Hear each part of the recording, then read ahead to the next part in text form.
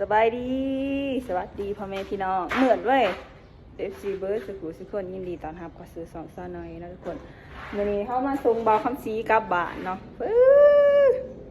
เข้ากล่องหนาได้นี่เบาซีภาษีเดินทางกับสวรรค์นาเขตแล้วนะทุกคนภาษีเมื่อยามที่ว่าไปสมบัติสมมาเนาะโอ้ยเห็ดคือครูบานี่มันเหมือได้สียังไง ตื่นสบายดีพี่น้อง ครับสิเดินทางกลับบ้านทุกคนเนาะ แต่ว่าเขาไม่ได้ เดี๋ยวเมื่อบ้านเมื่อบริโภคเนาะเมื่อ2 มื้อ สาม เมื่อ2 มื้อก็กลับลงมาทุกคนเนาะเพราะว่าก็สิลงเป้าหมายก็สิลงมาลิ้นนั่นอยู่ปากเซ่นี่แหละทุกคนก็คือปีใหม่นะแต่ว่า1ก็คือจากเมื่อสมมาแม่แล้วก็2ก็คืออ้ายที่อยู่ฝั่งไทยเนาะอ้าย ไปล ค ง นไท มาย ยาม เรามากับไอตี้แล้วเรามาลิ้นอยู่บ้านไอตี้ ก็เด้อเจ้า แล้วเราก็จะเห็นจากพ่อกันเนาะเพอเจอกันตอนนั้นตอนที่พวกเฮาไปหาพี่การ์ตูนเด้อยู่ก ก รุ รุ ง ง เท เท พ พ พอดีไปหาคอยนะ ไอ้แล้วเป็นคนไทยแต่ปะ คอยนะไปหาอ้ายคนในบ้านแล้วไปเฮ็ดเรียกแต่ว่าพอดีไปเจอกันกับพี่อุ้ยเนาะเพิ่นเราคนบางแสนก็เลยเว้าถือคอกันนั่งกินเบียร์กันก็เลยว่าเราจะมาเล่นสงกรานต์อยู่แล้วบัดนี้แล้วจะมาเบิ่งนะเราบ่เคยมาเทื่อเด้แล้วจะมาเบิ่งแบบว่ากันเป็นอยู่แบบอยู่ประเทศลาวเป็นจังได๋นะ ผู้ส่วนน้ำมาดินปักเซ่พี่มันจะล เรา ง มา มา จักแรกคอยสิชวนเราเบิ่ง เรา ก่อน ส่วนเบิ่งมาดินบ้าน แต่ว่ารถเราที่จอดอยู่หมู่เดอะฮันก็บ่เป็นหยังจอดอยู่หันก็แต่ว่า หักกระฝาเขาอยู่ เอาก็ส่งเราอยู่นี่เรานั่งรถไปที่ เขาไปได้เมื่อน้ำใด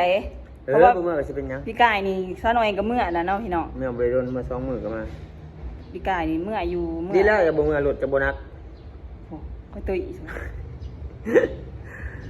ตัวอยู่นั่นเอง บ่ตุยพอดีงะตุยจอยมันบ่ได้งะแบบเจ้าจอย บ่ได้เราก็ยังสิเมื่อครับนาลีอยู่เมืองคง เมื่อมื้อนี้ตะวะ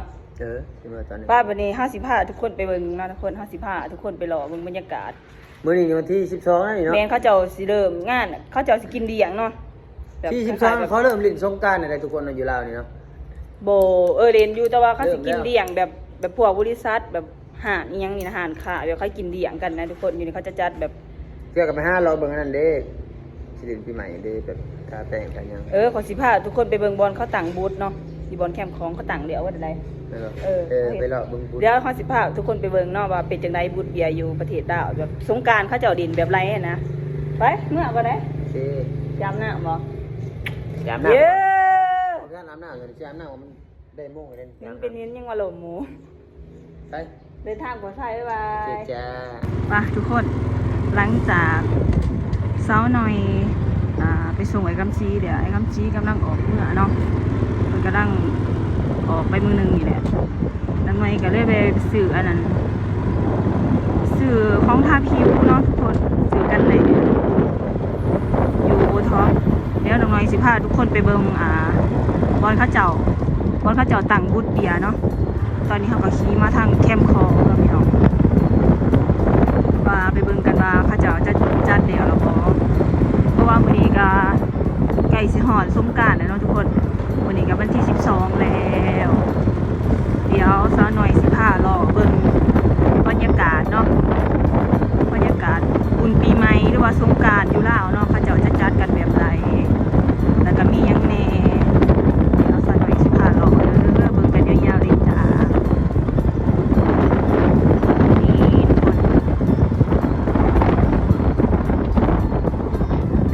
แดดพี่น้องร้อนนี่แบบนี้จะเป็นบุญเบียร์ทุกคนข้าเจ้าจะจัดเป็นแบบบุญเดียวออกกับวัตถุกสิประมาณนี้เนาะ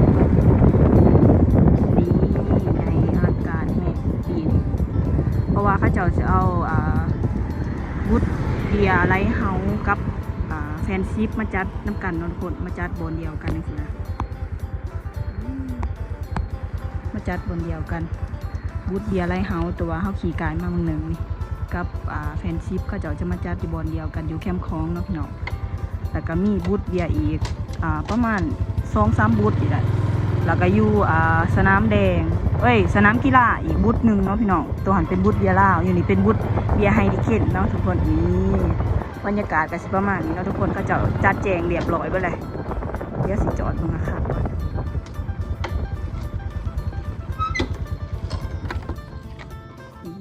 เขาเจ้าเฮ็ดแล้วเบิดแล้วเนาะพี่น้อง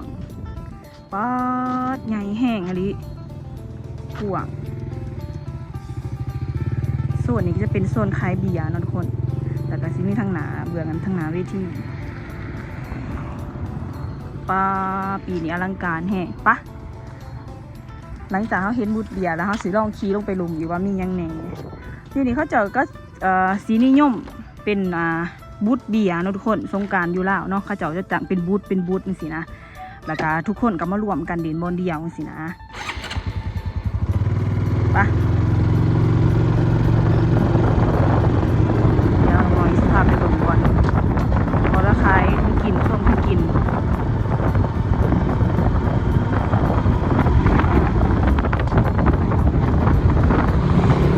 นี่นะจะมวนอยู่นะทุกคนเพราะว่าเขาเจ้าเอาบูธเบียร์2บูธเบียร์ตะกี้แฟนซิปกับไลท์เฮาส์หันเขาเจ้าเฮ็ดแง่กันนอกแต่ละบูธวันนี้ปีนี้เข้ามารวมกันเนาะเป็นบูธใหญ่เลยบูธเดียวชื่อว่าเลิศเนาะปีนี้ทุกคนโอเค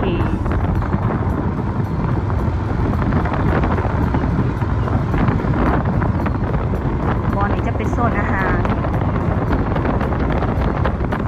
เขาเจ้าขายของกินตลาดแรงเนาะทุกคนแบบขายแบบยูเล่าเจริญอยู่สวรรณเขตละ3-4 โมงเขาเจ้าก็เริ่มเปิดเนาะจะเป็นบูธเบียร์บนนึงเดี๋ยวขี่ไปบนอีกจะไม่มีบูธเบียร์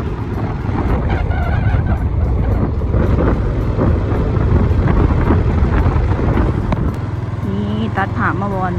บ้านสร้างน้ำมันหรือว่าห้องขย่อทุกคนเขาเจ้าจะอยู่คนละเรืองฝากและส่วนร้ายอยู่เล่าเขาเจ้าจะกินอยู่ตามเหือนนะทุกคนหรือว่าอยู่แคมทางสินะเขาเจ้าจะเอาตินมาตั้งช่างหนาเนาะทุกคนมาตั้งดินหน้ามันสินะ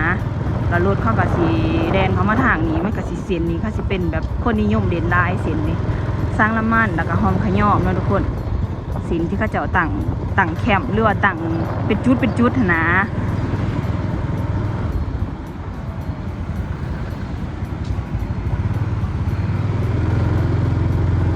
ทุกคน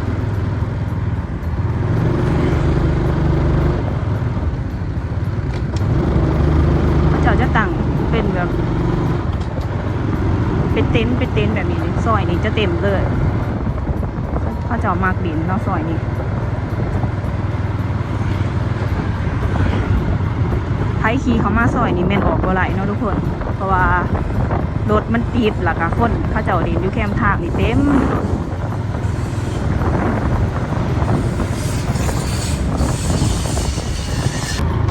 ตัดผ่ามาบนบ้านพาลวงนะทุกคนเดี๋ยวซะหน่อยสิทายบนเขาเจ้าจัดงานเลี้ยงเนาะเขากลายว่าเดี๋ยวมึงนึงนี่ลืมเปิดคลิปลืมเปิดวิดีโอเขาขับรถมือเดียวเนาะทุกคนอย่าอันตราย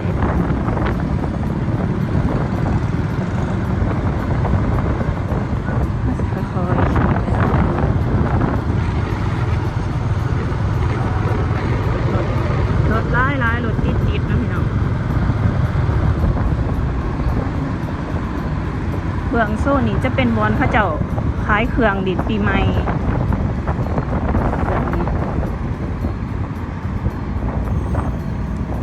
อันนี้ก็จะเป็นบอลเขาขายเสื้อผ้านะทุกคนเป็นเสื้อดินบุญปีใหม่ประมาณนี้นะเดี๋ยวเขาไปเบื้องเขาไปเดือดเบื้องน้ำพี่น้อง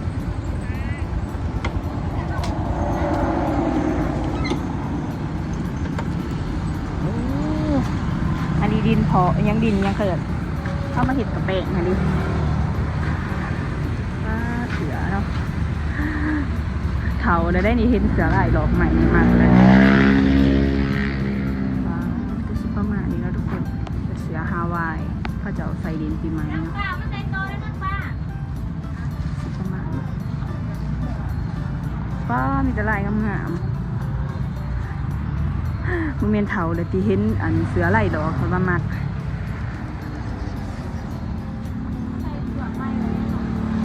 ประมาณปีใหม่ ปีนี้บริสื่อสั่งบริสื่อสุดสำหรับทุกคนเนาะประหยัดงบเนาะเพราะว่าพวกนี้เงินเดือนปีใหม่นะเลยแบบประหยัดคือจะเป็นหารเพนได้แต่ว่าซักลายซักหยังอะนะเขาจะเอาสีเพนใส่แขนใส่ตูนี่ใส่รังสินะทุกคนมีครบนะจ๊ะกิบตำหูวันนี้กิบใส่ดินปีใหม่แล้วทุกคนแว่นตามีแต่อันสวยๆจะคล้องหานแล้วไปใส่เด็จะคล้องหานว่ายูสับ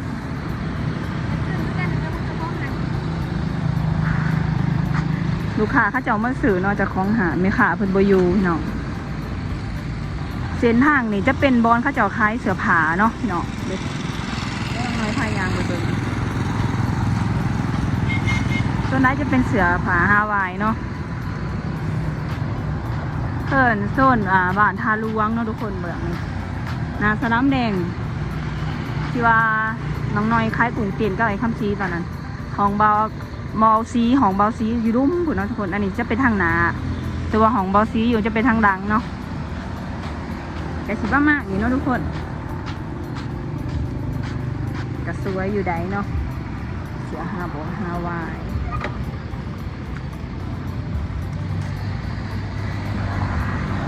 ปะเดี๋ยวเขาขี่ลงไปดมขี่ลงมาลุมอีกก็เป็นหาดเสือผาอีกเนาะทุกคนลายแห้งส่วนใดเขาจะนิยมใส่เสือเป็นเสือพวกลายดอกเนาะหรือว่าเสือฮาวายบ้าในไงแห้งคนเลิศอุ้ยตัวงามๆนะฮะไอชี้หมากเลยแบบนี้คุณเอาไปซื้อเองบอซีไปซื้อเลือกซื้อเองใช่ไหม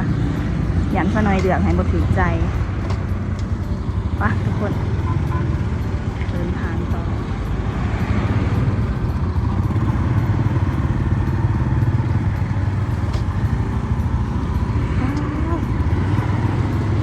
ขออนุญาตเด้อทุกคนเพราะว่าน้องน้อยครับรถมือเดียวเนาะ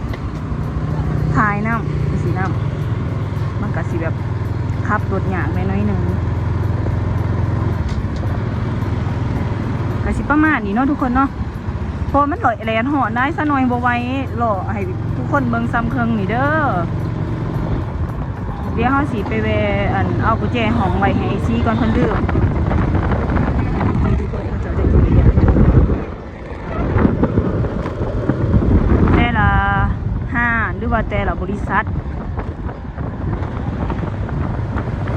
เขาเจ้าจะจัดงานเดียวเขาเลยกินแต่วันที่8เนาะพี่น้องนี่ของบาคัมซีกะอยู่หลังสนามแดงนี่สิ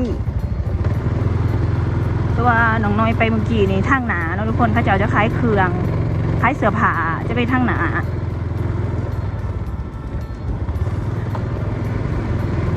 แล้วก็ซิมี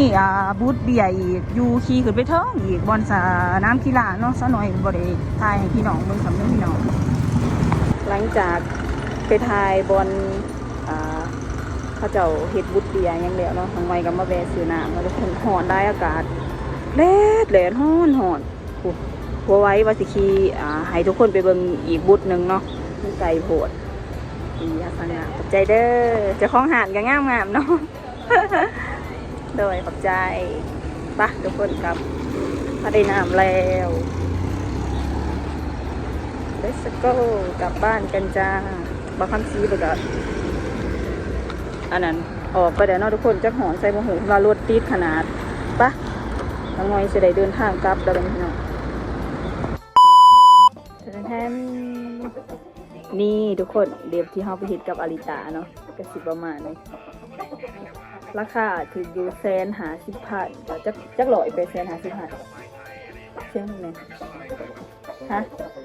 ประมาณ220 บาทนะทุกคนนี่เดี๋ยวเขางามอยู่บ่ตัดผ่ามันตอนนี้หลังจากเขาไปสูงเบาซีเลยแล้วเขาก็พาทุกคนไปรอบึงแคมคลองเนาะบอลเขาจะจัดเทศกาลบุญปีใหม่เนาะทุกคนยูราเขาจะนิยมเด่นเป็นบูธเบียร์แล้วก็เขาจะ ตั้งเต็นท์กินอยู่ทางขนุนเนาะทุกคน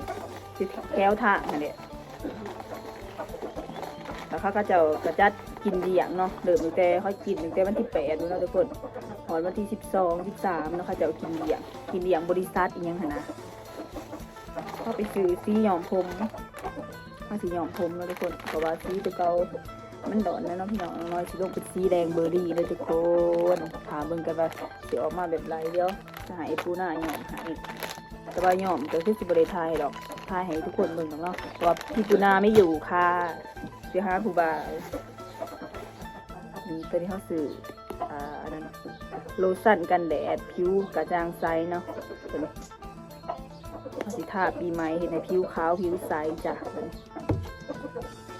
ไปอูท็อปนำไปแม่สื่อที่หย่อมผมนี่แหละกับกันแดดเท่านี้แหละเราทุกคนเมื่อนั้นเขาสื่อครบแล้วเนาะกับอดิตาเป็นห้องพื้นแล้วก็รีบกับโบมี่ยังลายนะทุกคนว่าสิบอกยังอีกวะปีใหม่กับบริสื่อเครื่องสื่อคล้องเนาะเพราะว่าเขาป้างบไปดินปีใหม่จะหน่อยหมูมาให้เดียบมาให้ดินน้ำนะทุกคนฉะนั้นเขาสิว่าเขาตู่บาซีก็เดินทางกับสวรรค์แล้วทุกคนซะหน่อยบริกรับน้ำเด้อเพราะว่าปีกายนี่เขาก็กลับน้ำแล้วเนาะปีนี้เขาก็สิเฮ็ดสมบัติสมมาอีเมลเงี้ยด้วยกันเนาะต่างคนต่างไปเฮ็ดหน้าที่แล้วก็ตอนขี่มารถติดแล้วทุกคนเขามาแต่กรุงเทพกรุงไทยแล้วเขามาแต่ไทยเข้ามาดินปีใหม่เนาะลงมายามหาครอบครัวช่วงเทศกาลปีใหม่ก็มาหาพ่อแม่มายามบ้านยามเมืองเนาะทุกคนรถทั้งตีเต็มอยู่เพื่อเขาจึงสีแดงๆเขาจะสีหย่อมผมเนาะก็สิประมาณนี้เนาะทุกคนเขาไปหล่อซ้ำหนึ่งขั้นหล่อทัวร์เวิร์ดผู้ดีเดี๋ยวเขาใหม่เพราะว่าแดดมันแห้งไงดีก็เรียกว่าหล่อวัทัวร์บันไดก็ตามทุกคนเห็นนะเนาะเราทุกคนเนาะบอกว่าคัดเขินๆจะเป็นใจไหนบอกว่าท้องเป็นลาดเขียวนี่แหละก็บอกว่าท้องเลยเทศกาลเนาะเขาจะเริ่มเด่นวันที่เท่าไรไป13เนาะเขาจะเริ่มเด่นอยู่ลาวเนาะเขาจะเริ่มเด่นวันที่13วันที่17 18เดี๋ยวเราทุกคนประมาณ4-5 มื้อเนาะเพราะว่าตอนปีก่อนเขาจะเด่นเพียงแต่3 มื้อนึงเพราะปีนี้ปีต่อไปอีกเขาอยากให้เป็นทิศฝนปีนี้ยังว่า4-5 มื้อละเพราะเขาจะสิเริ่มเด่นวันที่13 14 15 16 17 18ประมาณ5-6 มื้อเนาะทุกคนในเนื่องโอกาสปีใหม่เนาะซะหน่อยกับบ่มียังหลายซะหน่อยสวยพรให้พ่อแม่ FC เบิร์ดทุกคนเนาะที่ติดตามซะหน่อยที่เบิ่งคลิปขอให้ทุกคน